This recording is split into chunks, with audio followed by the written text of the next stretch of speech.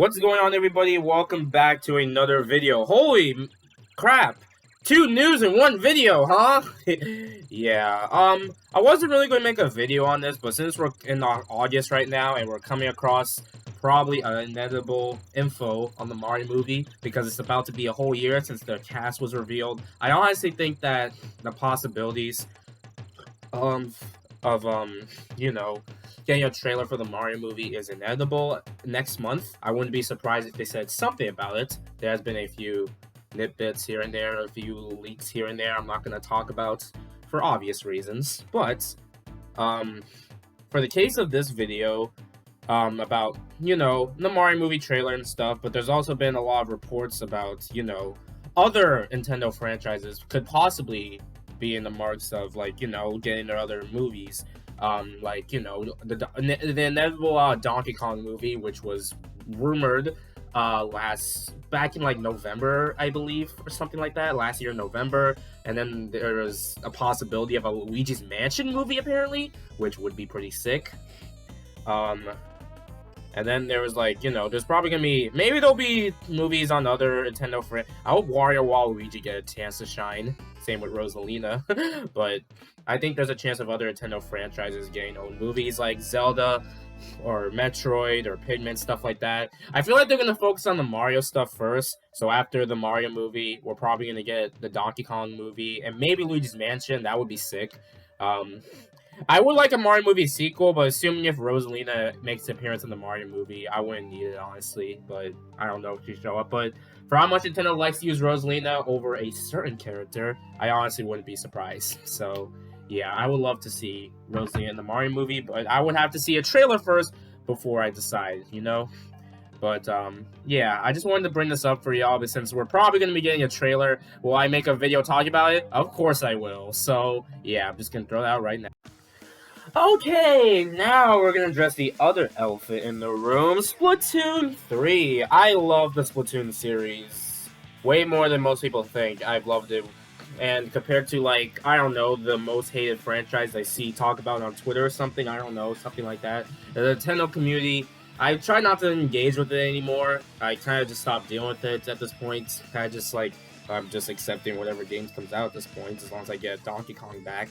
But yeah, Splatoon 3. I loved the first Splatoon back in the Wii U. Played it a ton. When it came to Splatoon 2, I did play a decent amount. I liked it. I'm not sure which one I prefer, probably the sequel, but I have a bit of nostalgia for the first one.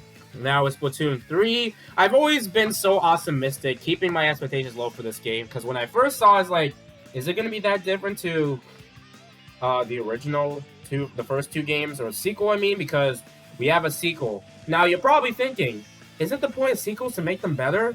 Well, true, but the difference between the the difference between Donkey Kong Country Returns Tropical Freeze and the Splatoon series, that Donkey Kong Country Tropical Freeze was a sequel to Returns that made it better in every way, and that's why, more playable characters, great level design, stuff like that, and no BS enemy designs, stuff like that.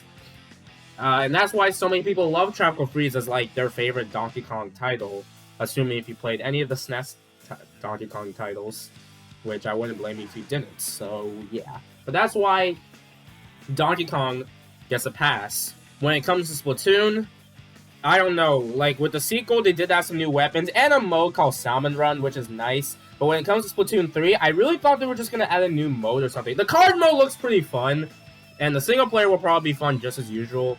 But other than that, there's really nothing much I can really say about this game, honestly, because new specials, weapons are cool and all, but, I don't know.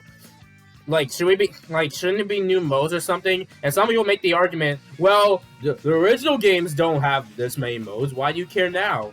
Isn't that the point of sequels, to want more? That's the point, right? So, I don't know. I've always kept my expectations low with Splatoon 3. I guess I could say some highlights I had in here. The Splatfests with 3 teams are really nice. I like that concept. Peach versus Daisy versus Rosalina Splatfest. Oh god, that's going to be toxic as hell. And then there was Big Man. I love that. And then an inkling dabbing. I didn't think I see a dab in 2022. So yeah. But other than that, I've always been optimistic. There's some changes here and there, but otherwise, I'm just worried it's just gonna be like, oh, it's just almost same game, only different. But I understand where people are coming from. It's not like a straight up port of Splatoon 2. I mean, that wouldn't make sense. But I understand why people aren't too excited for this game. But I don't know. I'll probably get the game, to be honest, just to have something to play until the October games roll around. The game of the year, right here, baby. That's the real game of the year for me.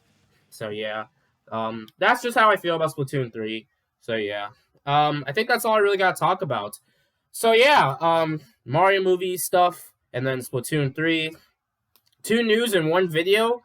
Yeah, I should probably do this more often, to be honest. So yeah, thanks for watching, everybody. I'll see you next time for more. Later, folks.